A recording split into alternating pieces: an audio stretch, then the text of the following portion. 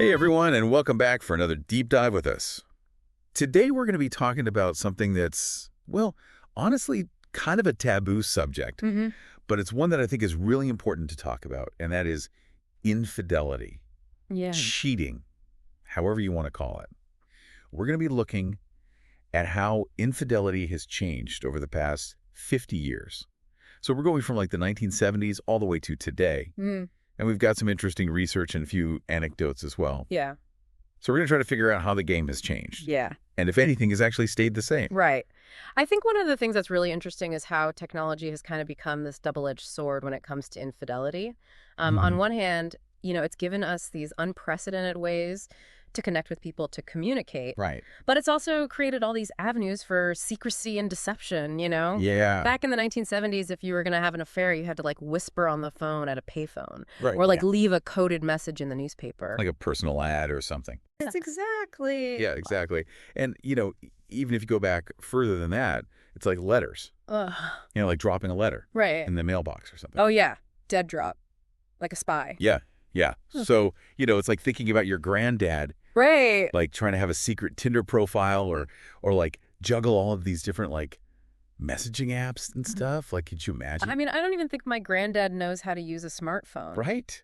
It's let crazy. alone have a secret profile. It's just funny to think about. It is. Yeah. But the research that we have actually points to this huge increase in infidelity cases that really does correlate with the rise of social media. Oh, wow. It's not to say that technology is the cause Yeah. of all infidelity, but it's definitely a place where it can flourish. It's like the breeding ground for it. Exactly. Yeah, and it's not even just social media. No, not at all. It's everything. It's dating apps, Right. secret email accounts, even financial apps can leave a trail. I mean, think about it like a Venmo transaction. Right. That could be like the modern day lipstick on the collar. Yeah, You know what I mean? definitely. I mean, we leave digital footprints everywhere we go, Yeah, and these can be super revealing. yeah. But on the flip side, technology also offers a level of transparency that we just didn't have a few decades ago, Right. like location tracking, shared calendars, read receipts. Ugh, I hate read receipts. Oh, yeah, me too. I turn those off on everything. I know. It can make it really hard to get away with anything these days. Right, it's true. So in a way, you could say technology is holding up a mirror to all our relationships. That's a good point. Yeah, kind of forcing us to deal with the stuff that we might have just ignored in the past. Yeah. So I don't know. Do you think this is making us more honest or just making it harder to keep secrets? That's a good question. I mean, it's hard to say. What do you think? Well, one of the things that the source material talks about is this concept of micro-cheating. Yeah. Have you heard of this? Yeah. It's like all those little digital interactions that might not be full-blown cheating, but are definitely not okay. Right, exactly. And they can be really hurtful. Yeah. Like liking an ex's photos or, having a flirty conversation online or just constantly checking someone's social media. I mean, Yeah. these are things that are all fueled by how easy it is to communicate online now. Yeah. And it makes it really hard to know where the line is. Yeah, it's true. So I'd like the definition of cheating changes as technology changes, Right. which I guess is kind of why we're having this conversation, exactly. But then on the other side of that, you've got things like polyamory, Right. which is like totally upfront. You've got open communication, agreed upon boundaries. I even read about people using spreadsheets to like Oh, manage everybody's schedules and stuff. So it's like this super organized way of being non-monogamous. that's one way to put it. Yeah. Yeah. The author of one of the articles actually calls it the antidote to digital age infidelity because it emphasizes that transparency and that open communication. Right. But, even with polyamory, it still requires a lot of maturity and willingness to challenge, like, traditional ideas of relationships. Right. It's still a relationship. You still have to put in the work. Exactly. I guess at the end of the day, technology just amplifies the choices we make, Mm-hmm. Mm-hmm. the good and the bad. It can help us create connections and it can help us deceive people. Yeah. It can foster transparency, but it can also make it easier to keep secrets. Right. It really is a reflection of us, I think that's a great point. and the choices that we make. What do you think? Yeah, I mean, technology is a tool. Right. And like any tool, it can be used for good or for bad. Right. The key is using it consciously and ethically, especially in our relationships. Yeah. It all comes down to prioritizing honesty and communication, even when it's hard. So we've gone from like secret rendezvous to burner accounts and, micro cheating in the DMs to polyamorous spreadsheets. So where do we go from here? Yeah, that's a great question. I think next we should dig into how this digital age might be changing how we understand infidelity itself. Okay, let's do it. It's interesting to think about how the digital age has changed how we think about infidelity. Yeah. Yeah. Like, in the past, it was all about the physical stuff, right? Right. But now, I don't know, it's not so clear-cut. It's gotten a lot more complicated for sure, like way more emotional. Yeah, exactly. It's like we've added this whole new level of emotional complexity to it all. Yeah. So are we like, I don't know, more sensitive now? Or are we just like overthinking everything? Right. It's a good question. Yeah. And I think it really reflects how much more aware we are of the emotional side of relationships. Like Wow. one of the research papers you sent me, it talks about this idea of emotional infidelity Okay. and how it can be just as damaging as physical cheating. Right. Because it's all about forming these deep emotional connections with someone outside of your relationship. Yeah. Sharing secrets, giving each other support. Oh, yeah. Stuff that should really be reserved for your partner, Yeah, it's like having a side hustle for your heart, That's a great way to put it. which can ultimately bankrupt your main relationship. Exactly. Yeah. And the thing is, it's so easy to do that now, right? Mhm. With texting and online messaging and everything. Yeah, and it's like you can create this whole other world Yeah. online that your partner has no idea It's about. like a secret life. Right. And even if there's nothing physical happening, Right. it can still feel like a huge betrayal, like you're not being intimate with your partner anymore. Right. But okay, so let's back up a little bit. Okay. Why do people cheat in the first place? Well, there's no easy answer to that one. Yeah. Sometimes it's because people are unhappy in their relationships. They're not getting what they need. Okay. But sometimes, and actually more often than you might think, it's way more complicated than that. Oh, okay. Some people cheat because they want to feel better about themselves, like they're looking for validation. Oh, interesting. Or maybe they're just bored. They crave that excitement, that newness, or they're afraid of commitment. Right, right.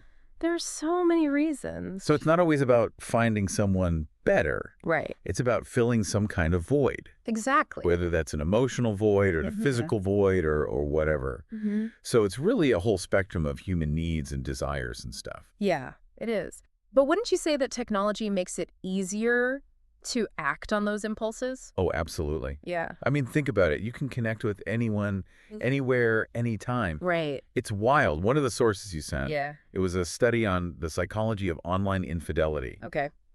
And it said that the internet makes people feel less inhibited, like they can be more anonymous. Okay. So they do things online that they would never do in person. That makes sense. It's like a virtual playground Right. for all those hidden desires and stuff. Mm-hmm.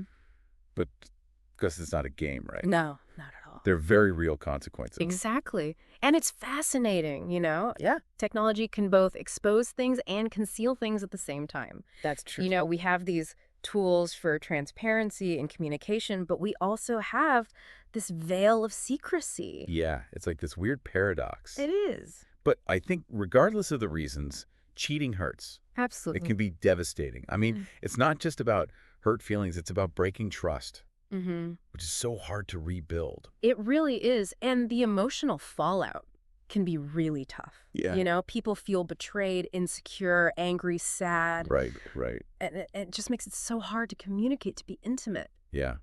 And the thing is with social media and everything, it's also public now. Oh, yeah. So that just adds this whole other layer to it. Right. Like imagine finding out your partner's cheating on you because you saw something on Instagram or whatever. Oh, it's awful. It's like this public humiliation on top of everything else. Yeah. It's almost like technology has weaponized infidelity That's a good way to put it. in a way, Yeah.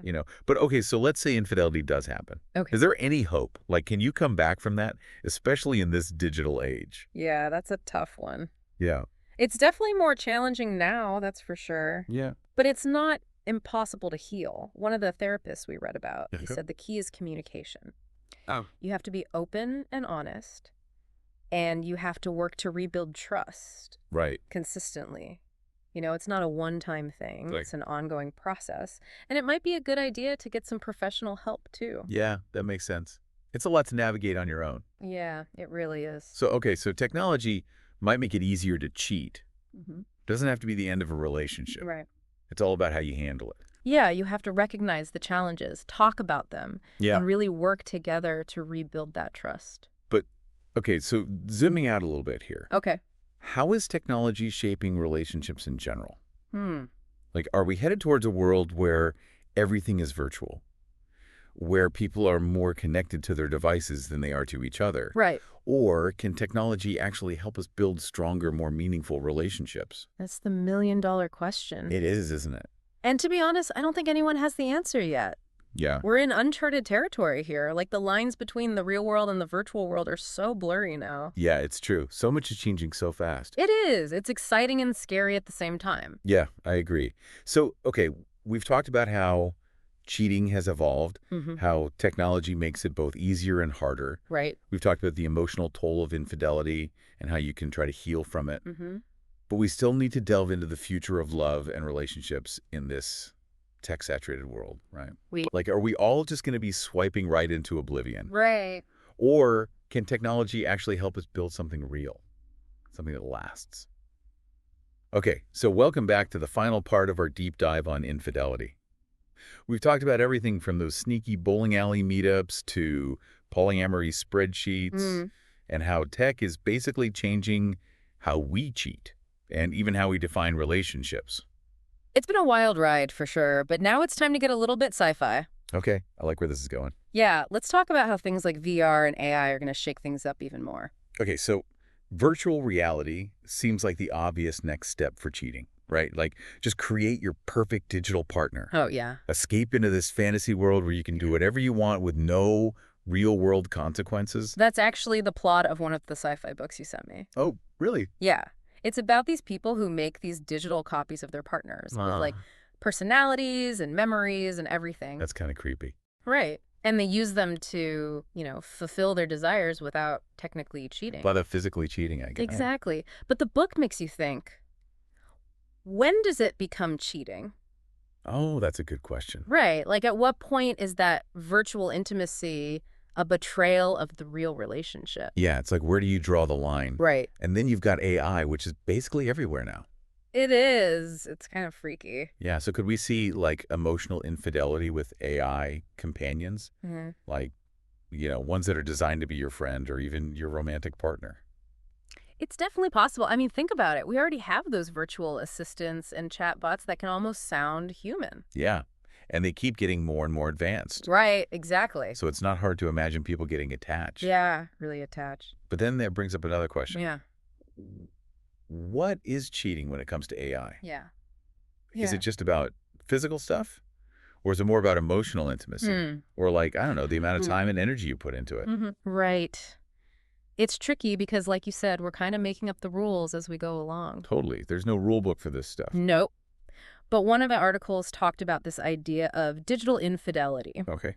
which basically says it's not just about what you do, but where your focus is. Oh, interesting. Like, are you spending all your time with this virtual companion? Okay. Are you telling them all your secrets? Yeah. Are you getting all your emotional needs met by them instead of your real partner? Right, right. That could be considered a form of infidelity, even if there's no physical or sexual aspect. So it's really about the intent and the impact, right? Yeah.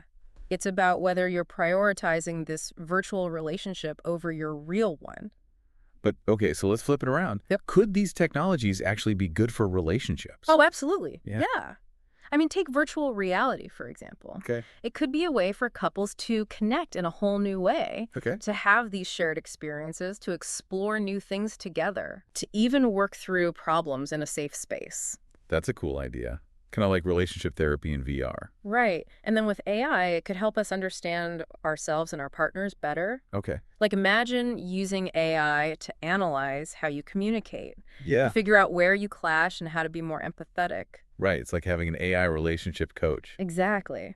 So, you see, it's not about being afraid of technology. Yeah. It's about using it wisely. Being intentional with it. Exactly. We have the power to shape how technology impacts our love lives. Yeah. We can let it tear us apart, or we can use it to bring us closer together. So I guess the big takeaway is that technology is just a tool. Mm-hmm. It's not good or bad in itself. Right. It's all about how we use it. And how we choose to connect with each other. That's a great point. Yeah. So I think that about wraps up our deep dive into infidelity. Thanks for going on this journey with us. Yeah, it's been fun. And hopefully you learned a thing or two along the way. We'll be back next time with another interesting topic to explore. Until then, remember to communicate openly, set those boundaries, and cherish the relationships that matter most. Well said. See you next time.